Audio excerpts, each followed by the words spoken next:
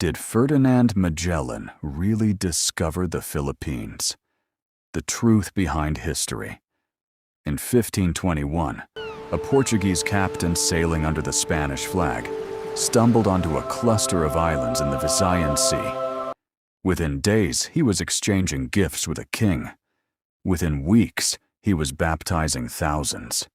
Within a month, he was dead, killed on a beach by a local chief who refused to bow to him. History books call this the discovery of the Philippines. Ferdinand Magellan is often the first name Filipino schoolchildren learn in connection with their own country's history. But discovery of what, exactly? The islands had cities, trade networks, written scripts, and kings before Magellan's ships ever left Spain. So what actually happened in 1521? And why does the word discovery still survive in textbooks 4 centuries later? The truth behind history.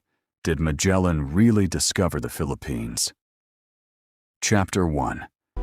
The world Magellan sailed into map of pre-colonial Philippine polities. Tondo, Cebu, Butuan, Sulu, Manila. Trade routes to China, Champa, and the Malay world.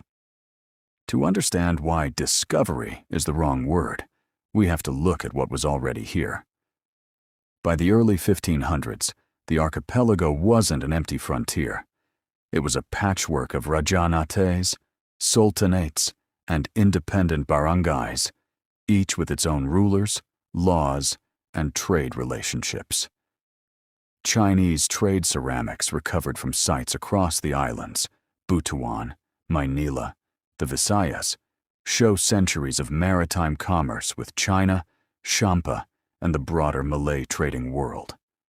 Arab and Malay traders had already brought Islam to Sulu and Maguindanao generations before Magellan arrived, and by the time his ships reached Cebu, Islamic sultanates were well established in the south.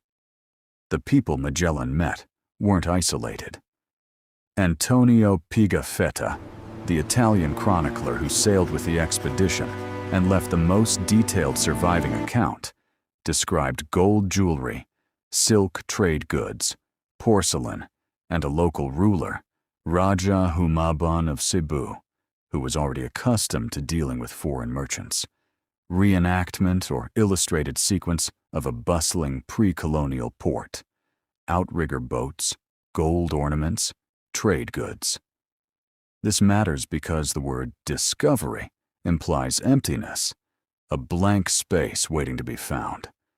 What Magellan actually encountered was a functioning, interconnected part of the Southeast Asian trading world that simply hadn't yet been mapped by Europeans. Chapter 2. Why Magellan was even out there. Map of the Treaty of Tordesillas line splitting the globe between Spain and Portugal. Ships departing Seville, 1519. Magellan wasn't looking for the Philippines. Nobody in Europe knew it existed. He was looking for a westward route to the Moluccas, the Spice Islands, to claim them for Spain instead of Portugal, under the terms of a treaty that had literally split the unexplored world in half between the two crowns. Magellan himself was Portuguese, but he'd fallen out of favor with the Portuguese king and pitched his expedition to the Spanish crown instead. 5 ships and roughly 270 men left Spain in September 1519. By the time they reached the Pacific, after a brutal crossing of the strait that now bears his name, only 3 ships remained, and the crew was starving. Pigafetta describes eating sawdust and leather to survive the Pacific crossing. Storm-tossed ship animation, thinning supply stores, crew hardship. So when the expedition sighted land in March 1521, first Homenhan, then the wider Visayas, this wasn't a triumphant discovery moment. It was a starving, decimated crew stumbling onto the first solid ground they'd found in 3 months. Survival, not conquest, was the immediate goal. This context matters because the framing of Magellan as a bold discoverer charting the unknown obscures a much messier truth. He was lost, desperate, and dependent almost immediately on the goodwill of local rulers who didn't need him at all. Chapter 3. The Blood Compact and the Politics of Cebu. Illustrated recreation of the Sandugo, Blood Compact, between Magellan and Raja Humabon. When Magellan reached Cebu, he didn't plant a flag and claim empty land. He negotiated. Raja Humabon, the ruler of Cebu, engaged in a blood compact with Magellan, the Sandugo, a ritual alliance sealed by each man drinking a cup of wine mixed with the other's blood. This was Southeast Asian diplomatic custom, not a European legal claim. Humabon had his own reasons to want a Spanish alliance. Cebu was locked in a regional rivalry with the nearby island of Mactan, ruled by two chiefs, Zula and Lapu-Lapu. Humabon likely saw the newcomers' weapons and ships as useful leverage in an existing local power struggle. This wasn't submission to a foreign power. It was a local ruler making a calculated political move. Within days, Humabon and roughly 800 of his people were baptized as Christians in a mass ceremony often cited today as the beginning of Christianity in the Philippines. Whether this was sincere religious conversion, political theater, or some mixture of both is still debated among historians. Pigafetta's account, written to flatter the expedition, presents it as an enthusiastic embrace of the faith, but he was hardly a neutral narrator. Cebu's Magellan's Cross monument today. Tourists, plaques. What's clear is this: Magellan didn't discover Cebu's ruler.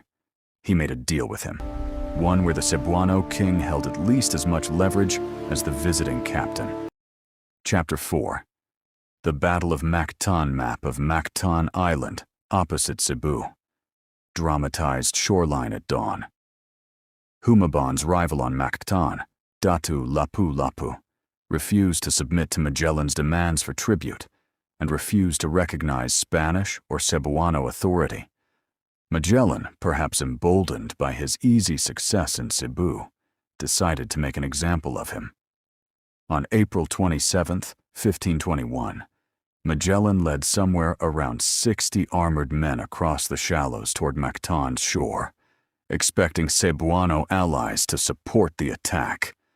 Lapu-Lapu's forces, described by Pigafetta as numbering in the thousands, met them at the water's edge, where the coral reefs prevented Spanish boats from getting close enough for effective cannon or crossbow support. Reenactment sequence. Spanish soldiers wading through shallow water in heavy armor, unable to close distance. Mactan warriors using terrain and numbers to their advantage. Pigafetta's first-hand account describes Magellan being struck by a bamboo spear and a scimitar strike to the leg, then overwhelmed and killed on the beach as his men retreated to the boats. His body was never recovered by the Spanish. This is the moment worth sitting with. The man credited in some textbooks with discovering the Philippines was killed by the people of the Philippines within roughly 6 weeks of arriving, in a battle he picked and lost decisively. Lapu-Lapu is remembered today, accurately, not as someone who was discovered, but as the first recorded Filipino to defeat a European colonial expedition by force. The Lapu-Lapu Shrine and Mactan Shrine, modern statue of Lapu-Lapu. After Magellan's death, the expedition's survivors, reduced to a fraction of the original crew, fled the Visayas. It would take Spain another 44 years, until Miguel Lopez de Legazpi's expedition in 1565, to establish any lasting colonial foothold in the islands. Whatever Magellan accomplished in 1521, it wasn't conquest, and it wasn't the founding of a colony. It was an alliance that collapsed into a fatal miscalculation. Chapter 5. So why does discovery persist? Old Spanish colonial-era textbook pages, American-era Philippine school books, modern textbook covers.